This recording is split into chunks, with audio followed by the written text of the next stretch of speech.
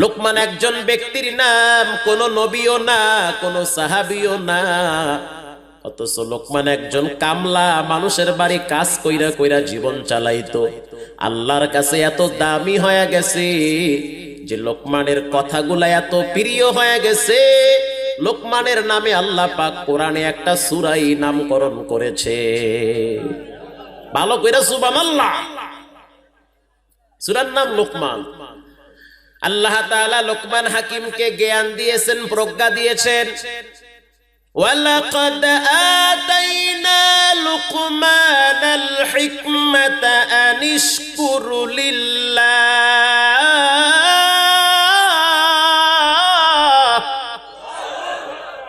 লোকমান হাকিমকে আল্লাহ পাক ইলম দান করেছে, আর যার ভিতরে ইলম থাকে তার মান মর্যাদা সম্মান বাড়ায় দেয় কে? ইলম এক অমূল্য সম্পদ। সন্তানদেরকে ইলম শিখান। আল্লাহর নবী বলেন, ও দুনিয়ার সন্তানের বাপ, তোমাদের মেয়েদেরকে কিরণমালা, কটকটি, জি বাংলা শিক্ষা দিও না। তোমাদের মেয়েদেরকে আল্লিমু বানাতাকুম সূরাতান নূর, তোমাদের মেয়েদেরকে সূরা নূর শিক্ষা দাও। কি লাভ? সূরা নূর যখন শিখবে, তরজমা পড়বে, তখন দেখবে জিনা করলে কি পাপ, তখন দেখবে বেপরদায় চললে কি পাপ হবে। এই বেপরদার, জিনা আর খারাপ কাজ থেকে নিজেকে বাঁচায় রাখার সবচেয়ে বড় হাতিয়ার হলো সূরা নূর। দেন শিক্ষা সূরা নূর বাচ্চা মেয়েদেরকে আপনারা। সূরার নাম সূরা লোকমান। লোকমান একজন ব্যক্তির নাম। আল্লাহ সুবহানাহু ওয়া তাআলা লোকমানকে জ্ঞান দিয়েছেন। এই লোকমান হাকিম তার সন্তানকে একদিন নসিহত করেন। ওয়া ইয ক্বালা লুকমানু লিবনিহি ওয়া হুয়া ইয়াইযুহু ইয়া বুনাইয়া লা তুশরিক বিল্লাহ। ও লোকমান, ও সন্তান। লোকমান তার সন্তানকে নসিহত করেন, ও সন্তান সাবধান, সাবধান, সতর্ক হও। আল্লাহর সাথে কাউকে অংশীদারিত্ব করিও না।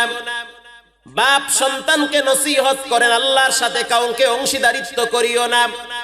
আপনি তো একজন বাবা, সন্তানকে আপনি কি নসিহত করেন? সতর্ক হন। প্রাইভেটের জন্য, কোচিং এর জন্য যেই পরিমাণ শাসন করা হয়, দুনিয়ার শিক্ষার জন্য বর্তমান মা বাবারা যেই পরিমাণ শাসন করে, যেই পরিমাণ গুরুত্ব দেয়, এর অর্ধেকও কোরআন শিখার ব্যাপারে গুরুত্ব দেয় না, শাসনও করে না। নাই কোনো খেয়াল নাই। কয়দিন পর যখন মাইয়া বলায় বাপারে দুইটা কুফায়, তখন কয় হুজুর একটা তাবিজ দেন। তা আমি বলি, তাবিজে কাজ হইবে না, ইট নিয়ে আসেন, দুইটা ইট আনেন, জোড়া লাগাইয়া পরিরে তুমি গলায় ঝুলাই রাখবেন, তাইলে কথা শুনবে ছেলে মেয়ে ইনশাআল্লাহ। লোকমান হাকিম তার সন্তানকে নসিহত করেন, ও সন্তান, আল্লাহর সাথে কাউকে অংশীদারিত্ব করিও না। আল্লাহ হলো স্রষ্টা, লা রাজ্জাকা ইল্লাল্লাহ। সিজদা পাওয়ার উপযুক্ত একজন, তিনি হলেন কে? কোন পীরের দরবারে, মাজারে, বাবার কদমে সিজদা দিয়া ঈমান নষ্ট করিও না। কারণ সিজদা পাওয়ার উপযুক্ত একজন স্রষ্টা, একজন স্রষ্টা, তিনি হলেন কে? এই শিক্ষাটা লোকমান হাকিম তার সন্তানকে দিয়েছে। লা তুশরিক বিল্লাহ। ও বাজান, কখনোই তুমি আল্লাহর সাথে অংশীদারিত্ব করিও না, অংশীদারিত্ব করিও না। ইন্না শিরকা লাযুলমুন আযীম। শিরক মস্ত বড় অপরাধ। বাপ হইয়া সন্তানকে নসিহত করে। আজ বাংলাদেশে বিভিন্ন প্রান্তে গিয়ে শুনি, সন্তান বাবার কথা শুনে না, মেয়ে মায়ের কথা শুনে না। কেন এমনটা হয়?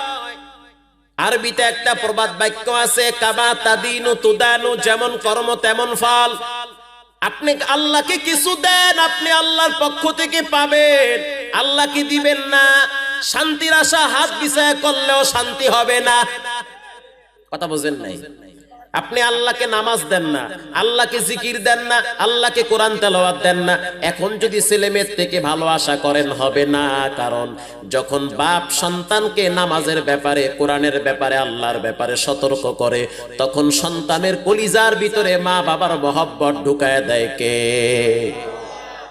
ভাইয়েরা আমার, লোকমান হাকিম রহমাতুল্লাহি আলাইহি সন্তানকে নসিহত করেন এই কথাগুলাই, ও সন্তান, আল্লাহর সাথে কাউকে অংশীদারিত্ব করিও না।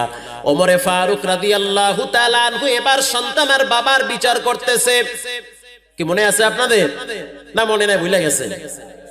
আমিরুল মুমিনিন জানায় দেন আমার বাবার কি দায়িত্ব, বাবার কয়টা দায়িত্ব আর আমার কয়টা দায়িত্ব জানায় দেন। এখানে ভালো করে মনে রাখবেন, বাবার দায়িত্ব হলো তিনটা। কয়টা? আরো জোরে। তিনটা দায়িত্ব।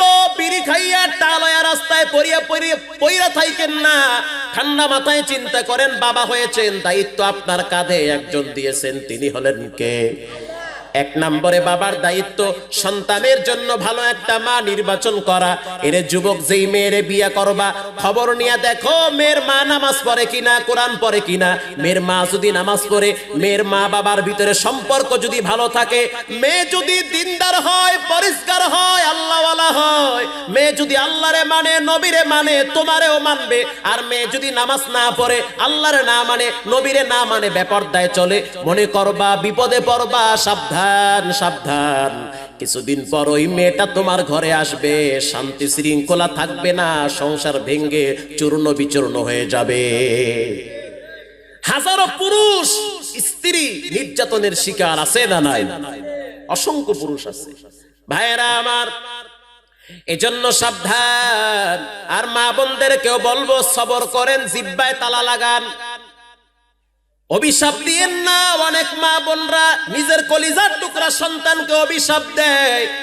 যখন সন্তান বিপদে পড়ে তখন ফেতকান্দনি কান্দে, আরে বাবা তুই এত তাড়াতাড়ি মরলি কেন, একটু বাচ্চা থাকতি। অভিশাপ তো তুমি দিয়েছো, ঠিক না ব্যাঠি? আল্লাহর নবী বলেন, নারীরা সাবধান, তোমরা অভিশাপ দেওয়ার কারণে জাহান্নামী হবে, আর স্বামীর প্রতি অশুকরিয়া আদায় করার কারণে জাহান্নামী হবে।